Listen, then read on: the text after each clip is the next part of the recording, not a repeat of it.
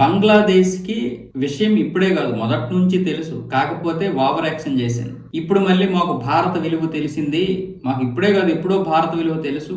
భారత్ ఎప్పుడూ కూడా మాతో ఉద్రిక్తతలు వచ్చినప్పుడు విడిపోవడానికి కానీ లేదా మాపై దాడి చేయడానికి ఎప్పుడూ కూడా ప్రయత్నాలు చేయలేదు. భారత్ ఎప్పుడూ కూడా సమన్వయం పాటించింది.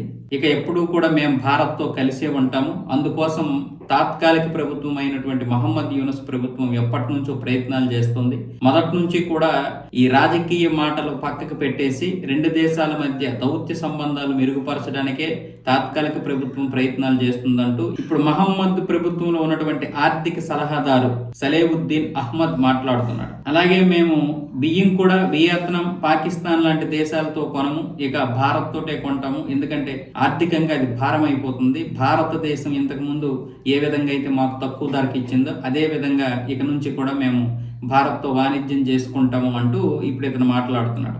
మొన్న 2024లో జరిగినటువంటి ఉద్రిక్తత పరిస్థితుల్లో పెద్ద ఓవర్ యాక్షన్ చేసి కొవ్వెక్కిన బంగ్లాదేశ్ ఏమొచ్చేసి పాకిస్తాన్ దగ్గర మేము కొంటామని 50,000 టన్నులు ఆర్డర్ ఇచ్చింది.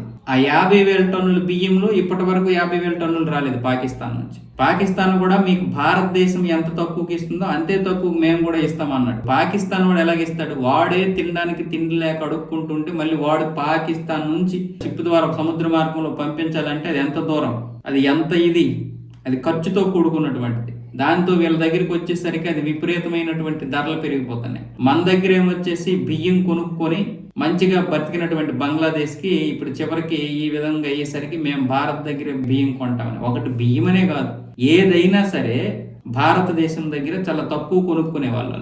ఇంచుమించు 7-8 సముదాయాలు ఉన్నాయి బంగ్లాదేశ్కి. పశ్చిమ బెంగాల్తో పాటు ఆ సరిహద్దు రాష్ట్రాల్లో కొనుక్కునే వెసులుబాటు ఉంది.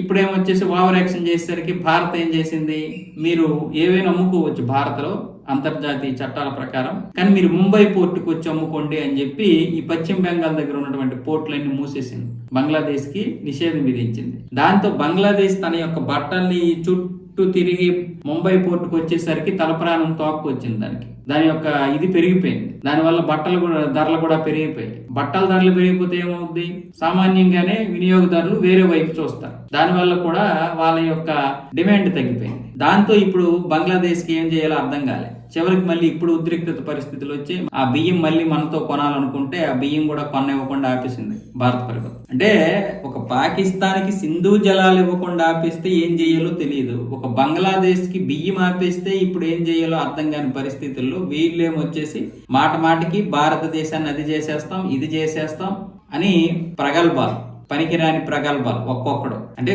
అందుకే చెప్తున్నాను, భారతదేశం యుద్ధం చేయాలంటే దానికి ఒక తగ్గ అర్హత ఉండాలి కదా. ప్రతి దానికి భారతదేశం యుద్ధం చేయాల్సిన అవసరం లేదు. ఎక్కడ ఎవడికి ఏది కట్ చేస్తే దారికి వస్తాడో అది కట్ చేస్తే చాలు. ప్రతి దానికి యుద్ధం పరిష్కారం కాదు.